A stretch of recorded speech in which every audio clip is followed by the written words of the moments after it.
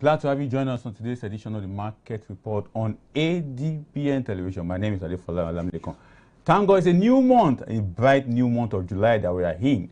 I'm wishing all our viewers happy new month in that regard. But here we are talking about business as it has happened in the last 6 months of the year. That's what we're taking on in today's edition of the Market Report, particularly on the regards to the latest sign of the tax reform by President Bola Tinubu. The tax bills have now become a law in Nigeria.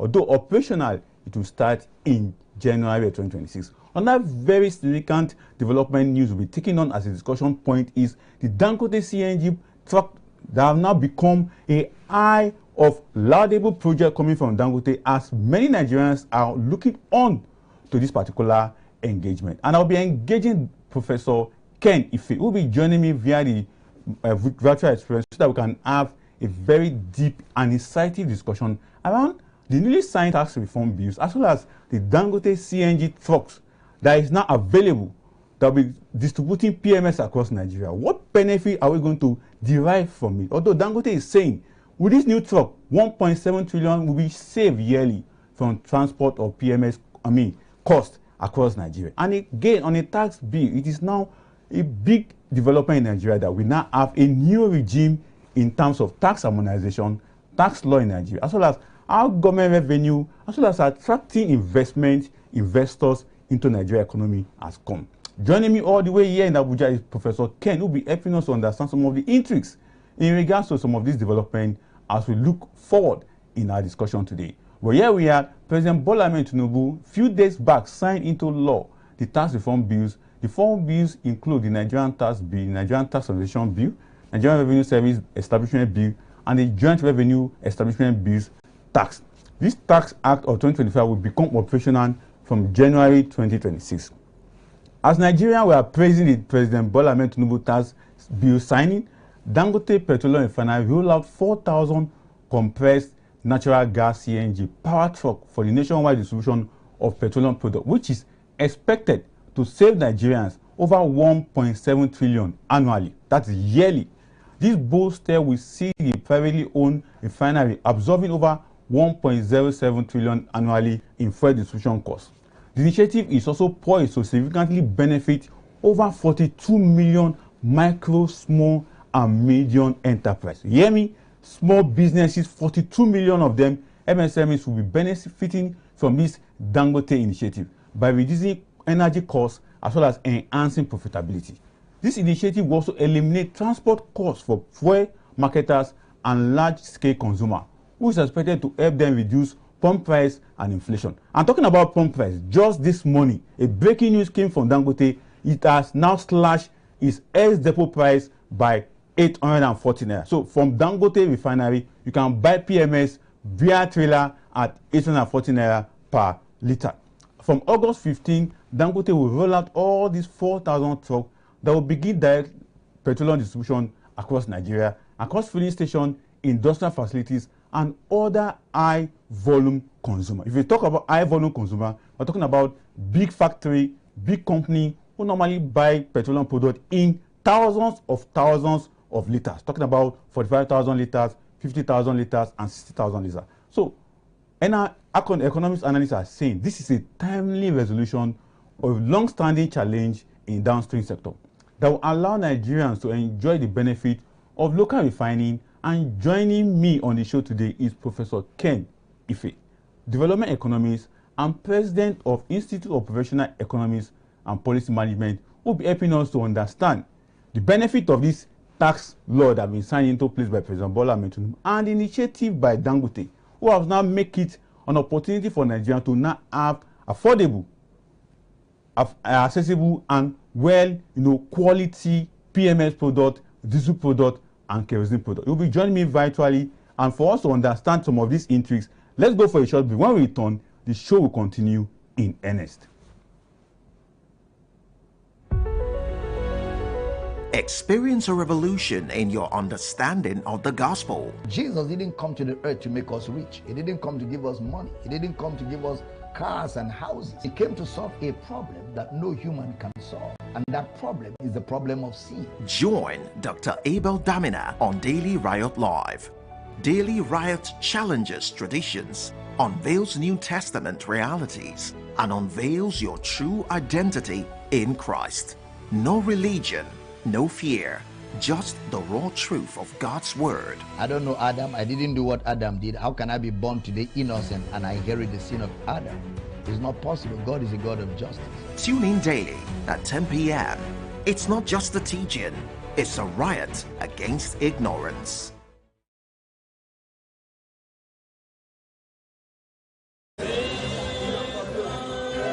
The overall function of the parliament is adequate representation of their constituents in state echoes to federation. Removal of fuel subsidy, resources to critical sectors such as education and health. A call to unity and progress of the Federal Republic of Nigeria. NAS Unplugged is a program that will highlight topical issues from both chambers of the National Assembly, from bills, motions, and constituency projects. Guys have it. Catch the program on ADBN TV, Mondays, Wednesdays, and Fridays, as we bring you activities of the National Assembly as it affects the people. During the flood disaster in Maiduguri and its environs. For increase in the number of judges in the High Court of the Federal Capital Territory, Abuja. The eyes have it. NAS Unplugged, Mondays, Wednesdays, and Fridays at 8 p.m.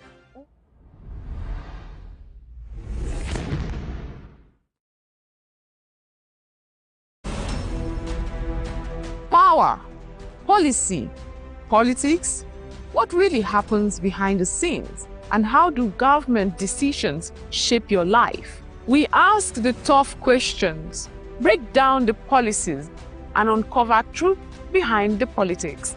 Join us live 8 p.m. every Tuesdays and Thursdays and Fridays at 4 p.m. as we bring you compelling stories, dissect the news, amplify the authentic of people breaking bounds, shaping the world, and defining the happenings at the heart of Nigeria. Showing only on ADBN TV. Welcome back from that short break. Here we are talking about the newly signed tax bill and the Dangote initiative of CNG boys about 4,000 trucks to distribute PMS across Nigeria. Prof. Ken Ife is here with me. Prof, a very good day to you, sir.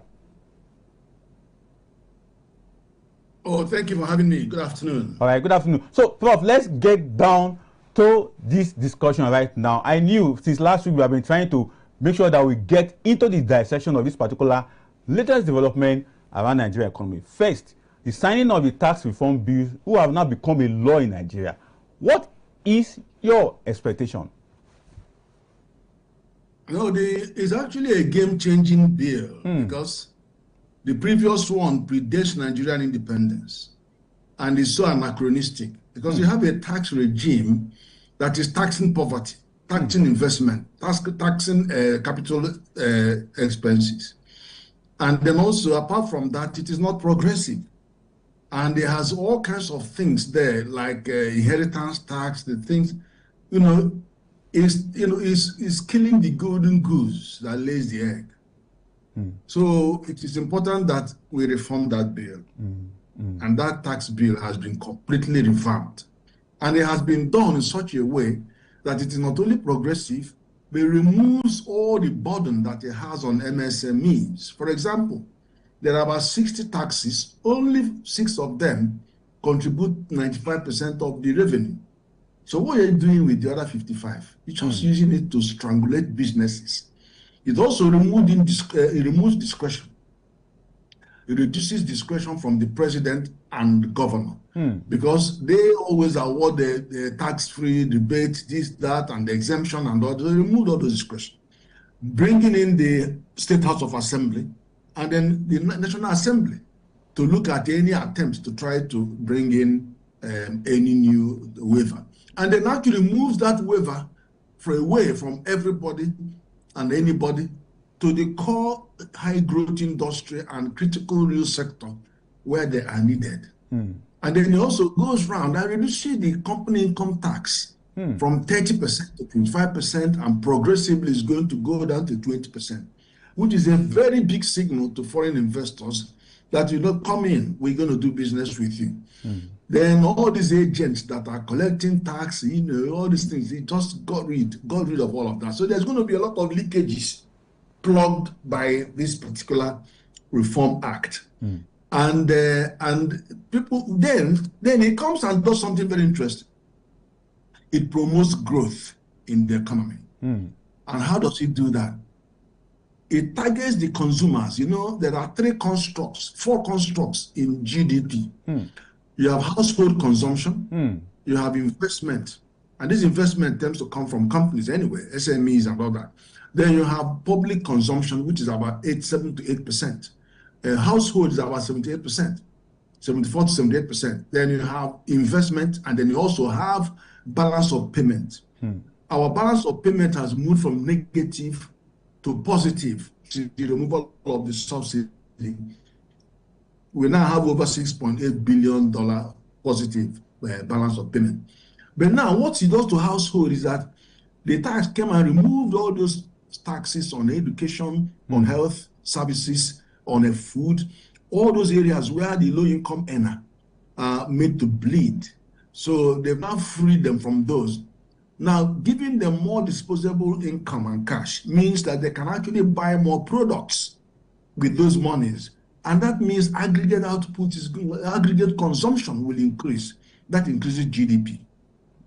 On the other hand, the 42 million MSMEs are getting a good deal because they're not going to worry about whether they paid VAT or not from the threshold of 25 million going up to 50 million. So they will now enjoy conserving a lot of their cash, and they will use it to stop redundancy, to create more employment, and then to invest in more output. Aggregate output will increases. And the government consumption is always increasing anyway, because they go and borrow money anywhere and everywhere. All right. So all of those four signals are positive. Exactly. Prof, let's quickly look at one of the key aims and one of the key objectives of this tax, to bring about fairer and efficient tax system. A lot of Nigerians have been critically looking at this particular goal, fairer and efficient tax system from the new tax law. In your own view, how are we going to achieve that fairer and efficient tax system that this law is bringing? Well, what I've been describing to you is to say the benefits that come from that. There is more fairness when you look at the progressive nature of the tax as it affects both the individuals.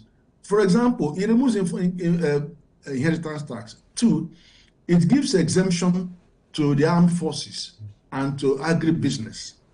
Again, that is increasing productivity at the lowest level, and food security gets a big boost from that. Then it also removes all these middlemen that are compounding everybody's problem. And then in terms of what you can pay, there are areas that is exempt. 30% of the poor earners are exempted completely. Then also it has a pressure valve that if your rent is up to 200,000 naira, you get an exemption. So if you have NIN, can you imagine now when that promotes people getting NIN? Because once you get NIN, BVN, all of that brings you to the tax net. So pushing you from informal to formal trade. So, and then, there's a lot of incentives there that makes it workable and at the same time useful. And I tell you one thing too, it promises from the tax administration point of view to bring in more automation. Let me tell you how automation has helped Lagos State.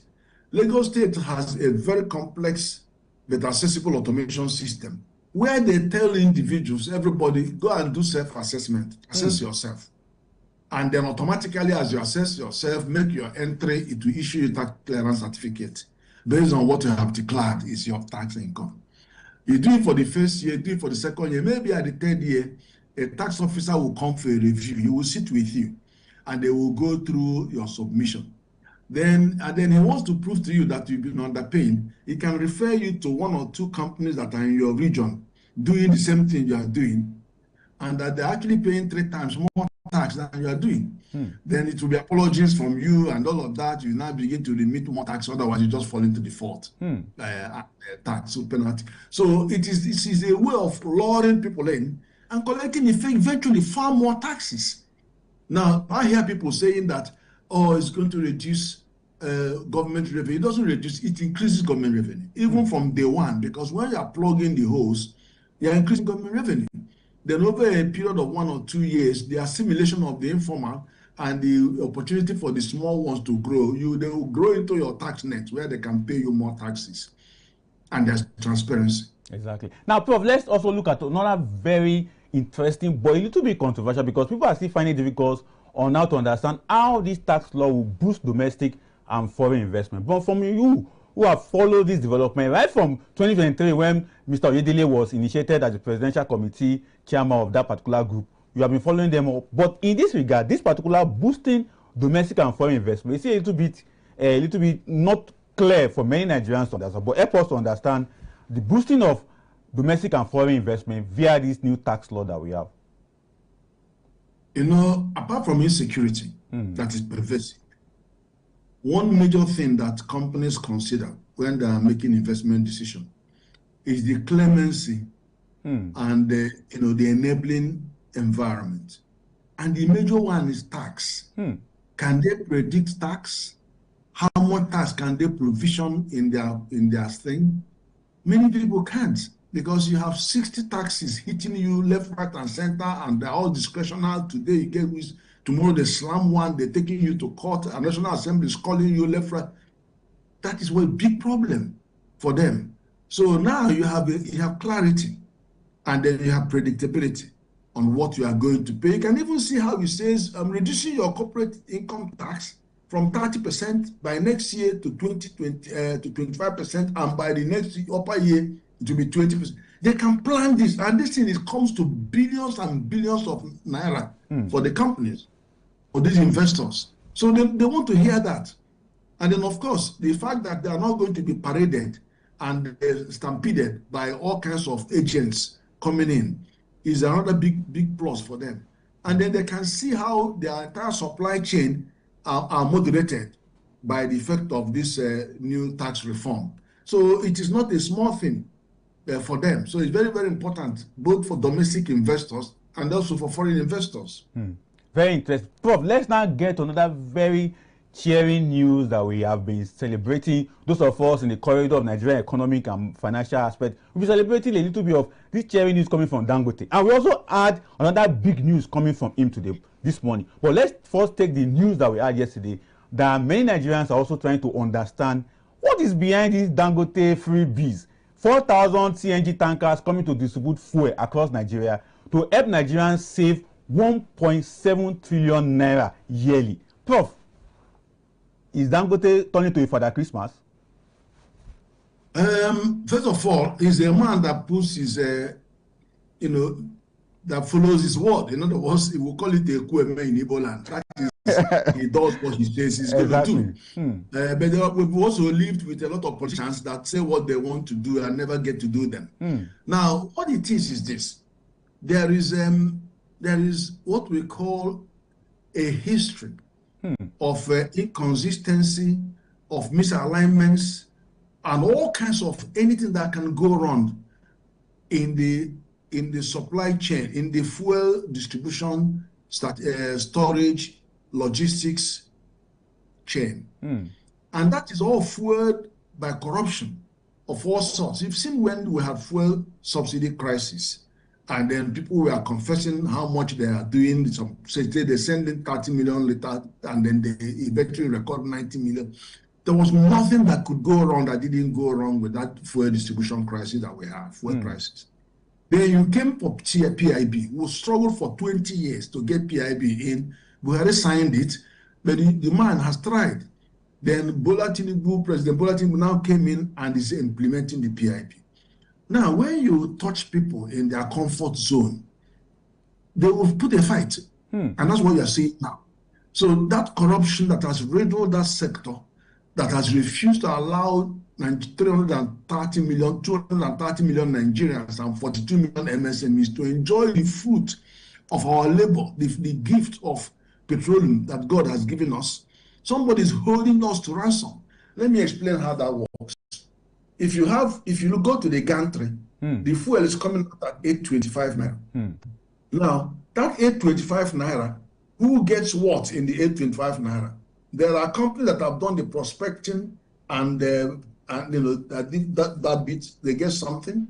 There's some companies that go in and drill the crude to come to the surface, and then they get something.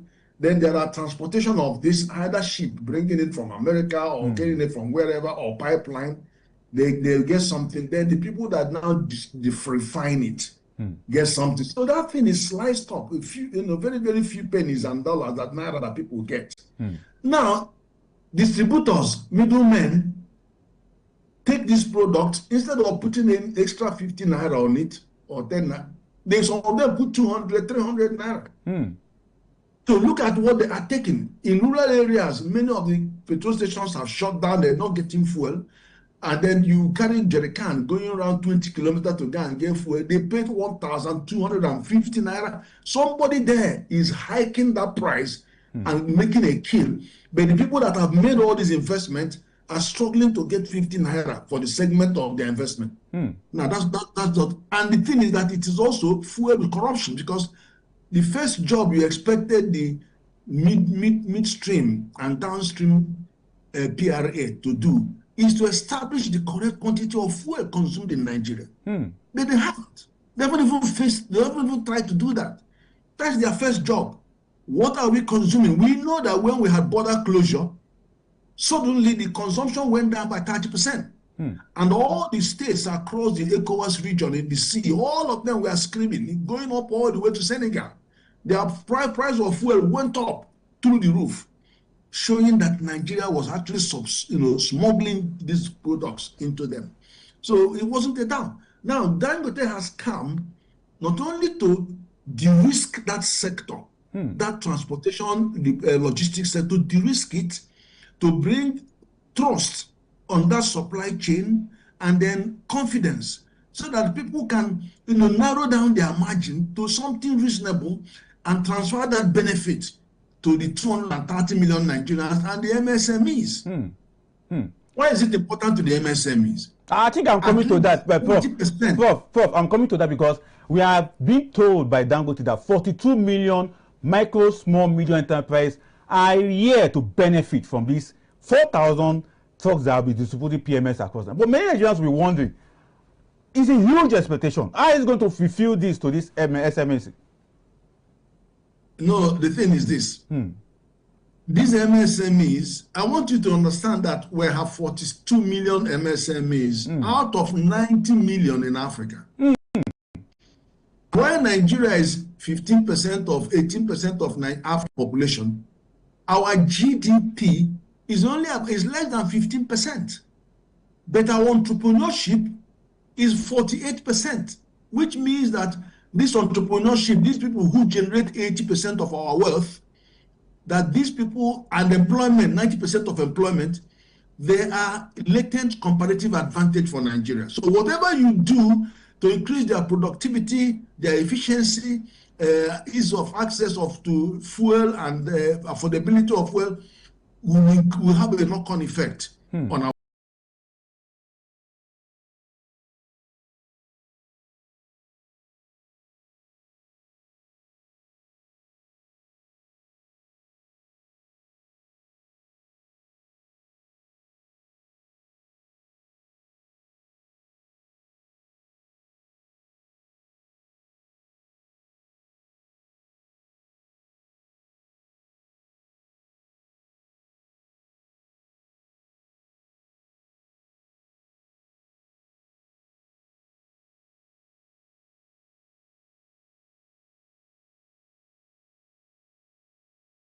to their cost.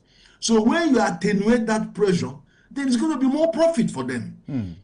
And also you have to also think about the fact that the issue about affordability and availability hinges on the cost of delivery. Exactly. Dangote did not tell the existing retailers that you shouldn't bring your truck to my gantry. You can take your truck there. But when you buy the thing and bring home, you can now count your costs and compare it to if it was to him to drop it for you. Do you understand? So, you know, I still don't understand why people are raising an eyebrow. There's no question of killing competition or monopoly, because he's not even owning retail chains for him to be monopolizing anything. He's only in the midstream, where you have NMP, so many refineries, and you have modular refineries propping up every day. So there's no such thing as a monopoly. And by the way, this guy is in the free trade zone. He can even afford not to sell a drop of petrol to Nigeria. How much are you giving him? You're only giving 70,000 barrels a day, when he has a capacity for 650,000 barrels a day. You haven't even given him up to 100. So why are we screaming? He is cross-subsidizing by importing some of the crude, refining it despite all the cost of transporting them into the country, and he's still selling it to you based on the naira to crude policy. So what is the problem? This is a lifeline for half of the retail stations that have closed down to come back to life, and for the ones that are dead completely to come back to life, for the rural petrol stations to come back to life. So it is a big lifeline, and it is the monopoly of those who have been holding the entire country to ransom in their comfort zone. That is what is discomforting them. Exactly. Prof, let's also take another very laudable aims of this particular initiative of Dangote. The federal government are also appraised that Dangote, this is a good initiative, particularly looking at how to reduce the cost of energy and bring about enhancement profitability for businesses across Nigeria. It's a good laudable one. And from you, Prof, this reducing cost of energy and profitability is key to businesses. Can you help us to unravel this? Yes. See, Nigeria has a commitment to global warming, which we call our national determined contribution. Now, our transition fuel for the next 30 years is gas. Because if you look at gas, petrol and all other forms of energy have a lot of carbon in them. Some are carbon 10, carbon 8, 9. But for methane, it's only 1 carbon. So we are achieving substantial drop in carbon, and at the same time using the natural resources that we have. But look at the dilemma of the presidential CNG initiative. Look at their dilemma. How much money do they have to invest in CNG vehicles, in CNG infrastructure, and all of that, when all the benefits coming from removing fuel subsidy, NMP trapped half of it? That was World Bank. They trapped 50% of the money, and we are burning it in their inefficient operation. Apart from taking $3 billion or more at the beginning of this administration, which they got approval from Buhari, to go and securitize our crude with Afrexim Bank and securitize gas, taking these monies in advance, and yet not delivering any PMS. They all are doing here that they shouted at all these gimmicks. I'm asking the president to go and visit these 2 refineries to see where they have spent those $3 billion. Go and visit. He has visited them. Go and visit them to see what, because I know some of the engineers are screaming that if the president ever comes to their factory, to that end, the refinery, that he's going to be ashamed. So we have to unravel those. You can't talk about monopoly when NNPC is on the upstream, is on the midstream refining, and then also downstream selling petrol. What is he doing? You are not selling your petrol because you're not producing petrol. Why you have to sell those stations? Because it doesn't make sense. And the Dangote you're talking about doesn't even have petrol stations that will say, oh, it's trying to muscle everybody. It's not muscling anybody out. It hasn't asked the people using tanker not to come and collect.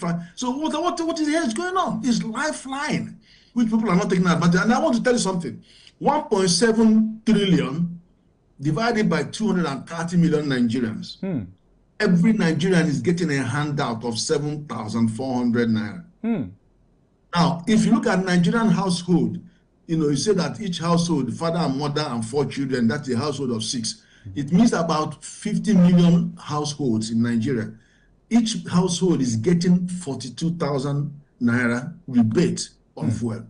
Then you look at businesses, 42 million MSMEs, each one is getting 40,000 naira. So this is not a joke. And let me tell you where it hits the most.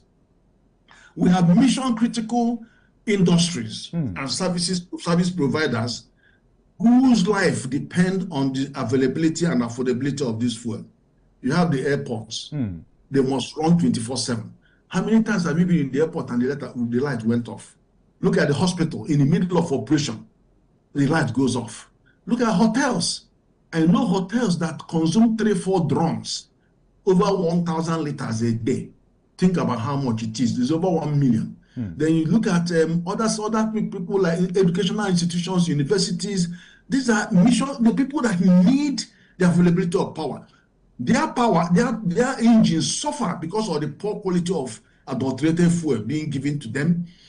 Some of them have to have 4 generators, 3 not working. What is doing happening?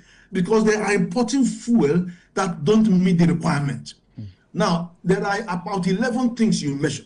You have the fuel pour point, flash point, density, specific gravity, sulfur content, octane number. NNPC does not have a recognized international laboratory throughout their existence with all the money they're burning that can actually check the quality and confirm. According to PIA law, neither is the midstream agency and the downstream agency. It doesn't have. Only Dangote has.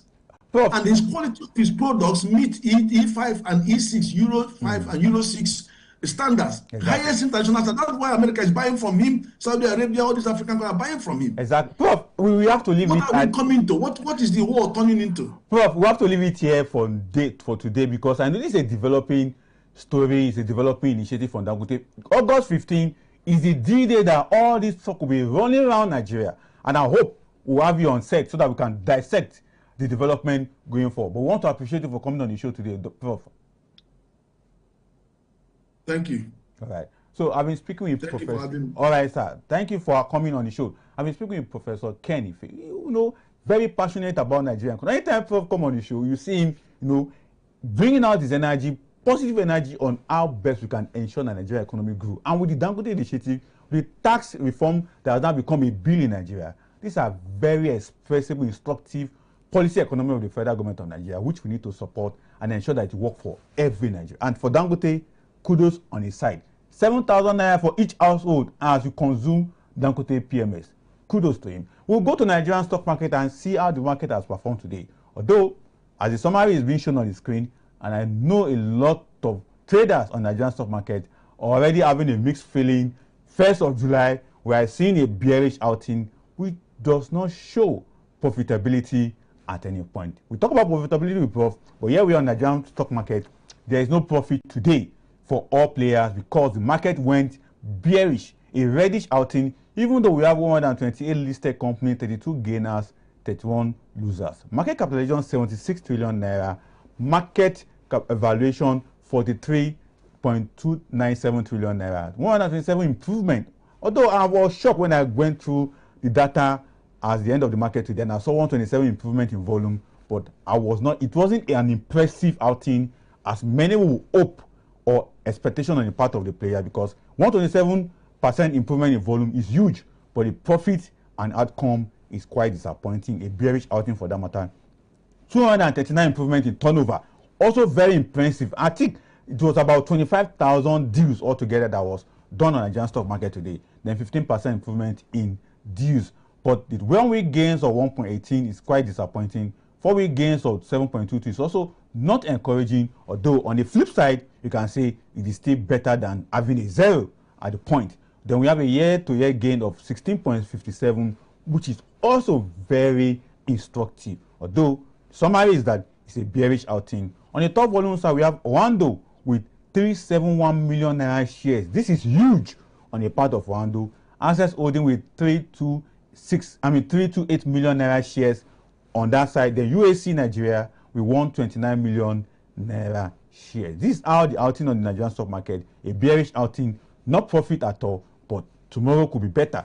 As one of our analysts normally say, don't look at the bearish outing. Tomorrow it could be greenish and be far, far better than what you are seeing. So let's check out the top gainers on the table for today. Top gainers, we have CWG, that means Computer Warehouse Group with 2.65, a plus 10, Cabatin 5.74, a plus 9.96, Niment with 6.53, a plus 9.93, and FTN Cocoa with 3.68, a plus 9.4. Someone was asking me, FTN Cocoa, they are still being around. I said, yes, FTN Cocoa is one of the local agricultural and research company on Nigerian stock market. And somebody was asking, agricultural company on the stock market? Yes, all manner of companies are listed on Nigerian stock market. So FTN Cocoa is one of them. But let's go and check out top losers table and see who is there.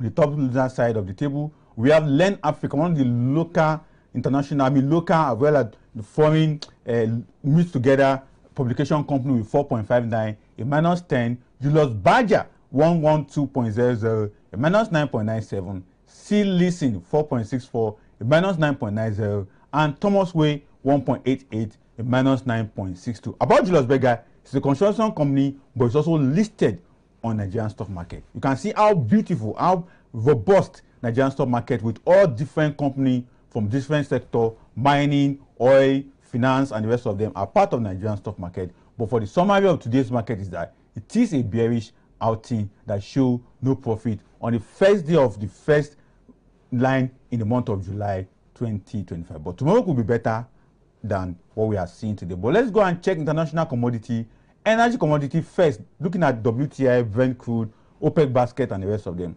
It's quite instructive that some of these oil products are still gaining momentum in their price. But my concentration today is on OPEC basket. OPEC has been able to withhold all challenges within the international oil price and still continue to resist pressure.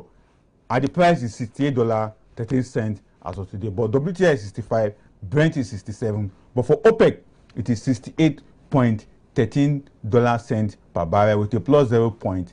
What it shows is that OPEC is rebounding and showing resistance to any pressure that will reduce the price. Unlike the other product, in the past few days, they have lost their, shrink in price, but OPEC is still maintaining this $68. Since last week that we check on the price, and today it's still $68.13 per barrel. But let's check the other product on the energy commodity and see how they are faring, talking about natural gas, coal, ethanol, and gasoline. For coal, it's not, it's a good one for coal. Coal is still maintaining that price, 107. I celebrated coal on this platform last week when I said if coal could continue to maintain its price all through the month of June, and it did, and fantastic, is still maintaining a very good price in the beginning of the month of July. And this is the last month to begin the third quarter of the year. Meaning, talking about the third quarter of the year, it starts with this month of July going forward. So coal is good with a 107.00. Ethanol is also good with a plus 2.13. But for coal, it's a celebrated product,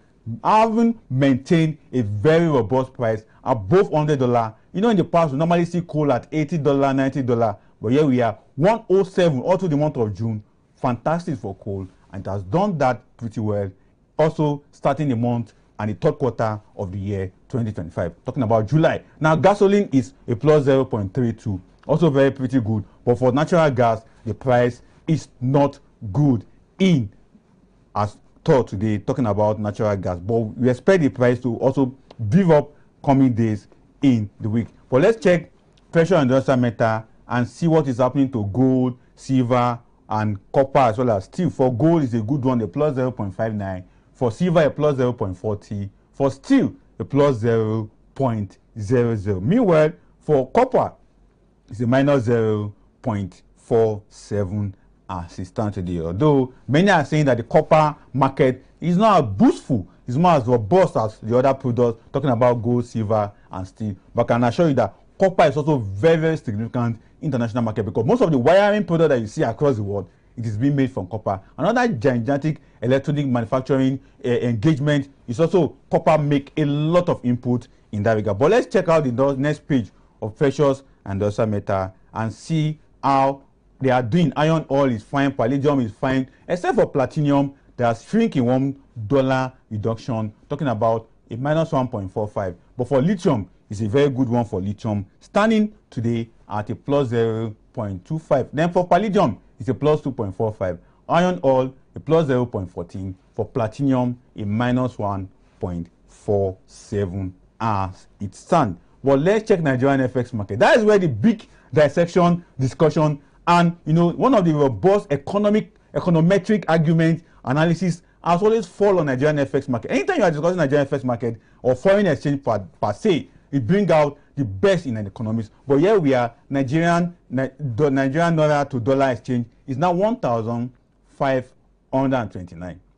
What it means is that naira has been able to gain against the dollar. At least naira gained 10 naira today against the dollar, and against pounds, naira also gained 8 naira today. And that's why you can see all the pyramid are all in green. Then against euro, it is 1,794. Although naira also gained 11 naira against euro today, but against Canadian dollar, it is a loss on the part of naira, as naira lost 2 naira. Yesterday it was 1,126 naira in exchange to Canadian dollar, but here we are today, it is 1,128. So cumulatively, naira has lost 168 against the dollar in terms of what it has lost in the last 6 months, 168 naira to the dollar. Then to Great British pounds, 528 naira. That's what naira has lost. Then against euro, naira has lost 539 naira, and against Canadian dollar, 385 naira. Kudos to naira. It's regaining its strength one after the. And I said something on the last show for the month of July, Lami, that was last week, and I said naira is now on that particular level that we started exchanging naira with dollar at the beginning of this year, 2025, and that is 1,529, between 1,529 to 1,535 naira. So naira is still within the range of that exchange that we started the year. But here we are. My second guest will be joining me shortly. But let's go for this break. When we come back, I'll be having Ismail Rafe Erifai, who will join us, a financial analyst who will be helping us to understand financial literacy inclusion, the importance to Nigerian youth and everyone at large. Join us shortly.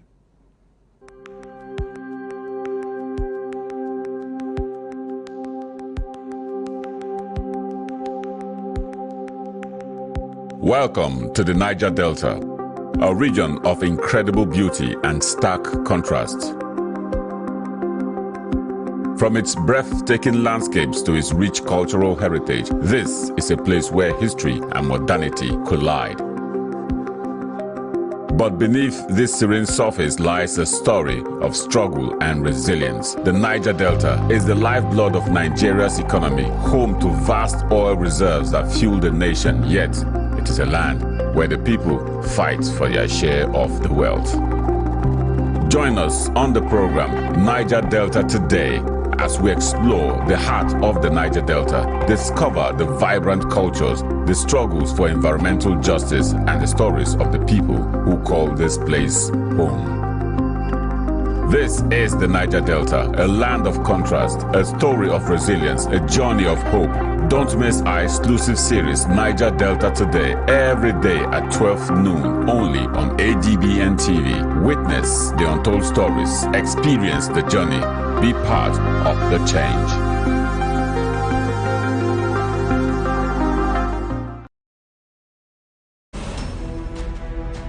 Power, policy, politics. What really happens behind the scenes? And how do government decisions shape your life? We ask the tough questions, break down the policies, and uncover truth behind the politics. Join us live 8 p.m. every Tuesdays and Thursdays, and Fridays at 4 p.m. as we bring you compelling stories, dissect the news, and amplify the authentic voices of people breaking bounds, shaping the world, and defining the happenings at the heart of Nigeria. Showing only on ADBN TV. Thanks for staying tuned to ADBN, watching live from Abuja studio, the market report here in Abuja. My name is Adefola Olamilekon, and right now joining me is Rufai Olayinka. Rufai Olayinka, a very good day to you. Good afternoon. All right. And so, thank you for the invite. All right now. So let's get rolling on this particular issue, financial inclusion education. You are a financial analyst, very grounded in that regard. So take us through, when people talk about financial inclusion education, what does it really entail? Basically, in the Nigerian context, when people talk about financial inclusion, they are talking about the unbanked and the banked population. However, financial inclusion is more diverse. The foundation is just to ascertain what is the percentage of the adult population that actually have bank accounts. So meaning these people can transact using the banking system, either in savings or in doing any day-to-day purchase. So basically, in the Nigerian context, that is this. When you now take it up, that is where you now be also looking at in the capital market, that was the population of the banks that now have investment in the capital market, be it equities, mutual fund, or the like. So financial inclusion have different definition, but basically in the Nigerian context, just for us to look at which part of the population have bank account and which part of the adult population are also not banked. Exactly. Well, let's stick with the population that we want to encourage to have bank account. I want to understand how the financial sector work in this regard. For instance, our brothers and sisters in the rural areas, how can we break this particular initiative to their understanding so that they can understand what it means when we talk about financial education? You get it in this regard? I think our problem is diverse. Diverse in the sense that we have a lot of rural-urban migration. And one is because probably in the rural areas, we lack basic social amenities, no electricity.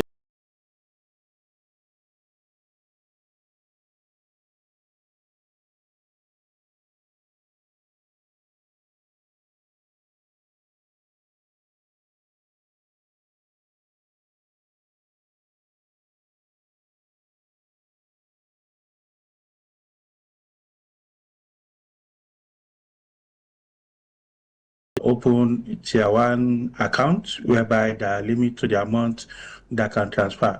So I think the solution is for us to just go digital. If since the infrastructural development is slow compared to the population growth, then there is need for us to move faster than how the infrastructure is growing. So if government cannot increase or improve on the infrastructural side of their services, then the private sector, which we are currently experiencing, we've seen a lot of digital financial institutions that are able to solve some of these problems of the banked and unbanked, especially the unbanked population. So we now have a lot of people that are now into the banking population due to some of these digital banking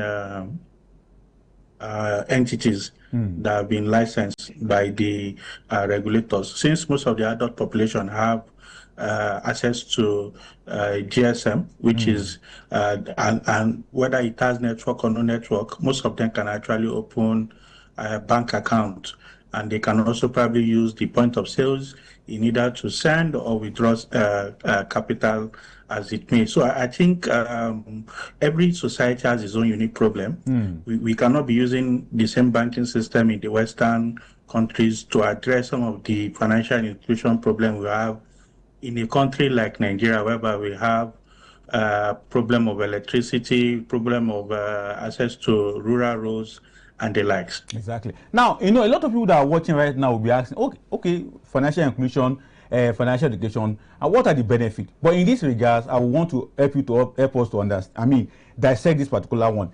There are key strategies to unlock financial wealth, because without financial education, there's no way you can unlock financial wealth. But in your own understanding, what are these key strategies to unlock financial wealth?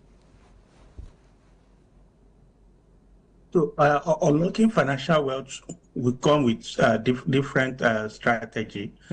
So we have Nigeria is an heterogeneous society whereby you have people who are being influenced by faith, some are being influenced by values, some are being influenced by what they will gain or what they will lose. For instance, you have some adult population who may be Muslims, who their own financial inclusion is the product halal at that point. So even when you have the bank available, because they believe that they don't want to deal in interest, then there is need to have a specialized bank like the non-interest bank that can affect that issue. You have people who are into agriculture, who the only reason why probably they want to go into banking is for them to access agricultural loan. Without you providing such kind of banking services, their involvement in the banking may not be that appreciated. So at that point, you will now realize that everybody has different needs in the market, and we all want our wants to be satisfied at that point. So being that it is unique that we have to consider that for we to have a good population that are financially educated, then the level of education or the educational system will also need to be improved upon, because it is when people are well enlightened, they can either read and write. That is when they can actually operate basic banking product. Otherwise, it will lead us to the problem that we currently have, whereby people can easily scam people, and it is easy to scam people, especially when they lack financial education about how a financial product or financial market actually works. Exactly. And at that point, scammers will increase. People, you notice that a lot of the scammers, they do target the adult population or old people who may not be able to understand how to differentiate A from B, and they can easily manipulate their innocence. And at that point, it becomes, and on that level, a lot of them are now running away from the financial market. They decide to keep their money physically than operating bank account, because they feel their money is not safe in the bank. Exactly. Now, let's quickly take another very interesting aspect of our discussion today before I let you go. Innovation to grow Nigeria economy is very, very key, and we cannot rule out the essence, the importance, the significance of inclusive financial education among Nigerians. But from your own perspective, what will you tell the government? Because we need to grow our economy, and we need innovative aspect. We need innovative initiative like financial literacy, financial inclusion to grow it. But what will you tell the government to ensure that this particular initiative is not just an urban or suburban initiative that we hear in newspaper, read in magazine and the rest of them, but taking it down to the grassroots? What would be your advice to the government in this regard? Well, I think my basic advice to any government, be it at the national or state level or local level, is that we must take development to the rural areas. The more people are running away from the rural areas, then the more the financial institutions will also run away from those areas. But in the last 5 years, statistics have shown that the commodity market is a key industry that can actually generate forex or foreign revenue for the country. And we've seen it how people have been exporting cash crops outside the country and they earn dollars. So this is a comparative advantage that I believe any government at this moment should actually focus on. Meaning the insecurity in the rural areas should be tackled, so that a lot of people who probably are in Abuja today doing security works and being paid 20,000 naira can easily sit down in his or her village and work and be able to earn far, far more than that, because the land is there, the opportunity is there. When you export, you know that you earn your money, whether either in naira or in dollars. So I think, number one, the government must focus on ensuring that security are restored in most of the agricultural areas, which are the rural areas. Take development to those rural areas, improve the education of their children, and we'll likely see that people already feel like, what are they doing in the cities without shelter or anything, will be willing to go back to their village and be able to contribute to the growth of the economy. So I think the major problem has been, in the last 10 years, the level of rural-urban migration is on the high side. And if we keep having this, then the people we need to focus on, who are in the rural areas, will continue to decline. At that point, we will likely depend on importation of food. So if we cannot control that, then it will be difficult for us to also control or improve on the financial inclusion rate at this moment. Exactly. Now, Olayinka, I really want to appreciate you for coming on the show, even though with discussion are even turning a new leaf in the area of commodity product that you have been mentioning. And I know I will definitely have to engage you in that regards in the coming invitation to you. So thank you for coming on the show today, for making us understand the aspect of financial inclusion and how we can grow our economy with this particular initiative. Thank you so much. Thank you very much. All right, so expect my invitation soon so that we can talk about equity market, commodity market, and the stock generally.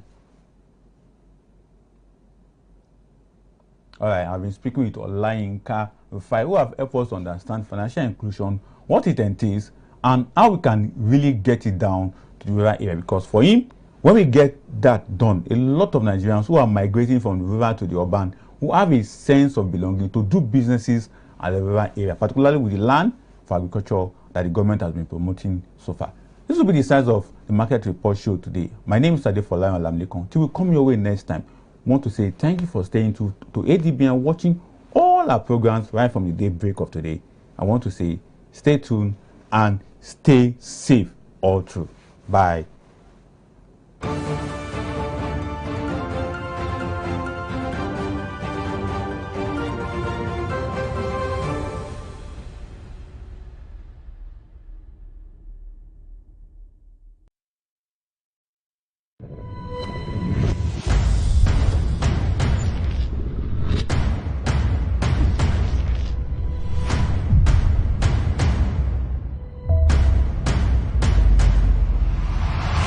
ADBN, Advocate Broadcasting Network.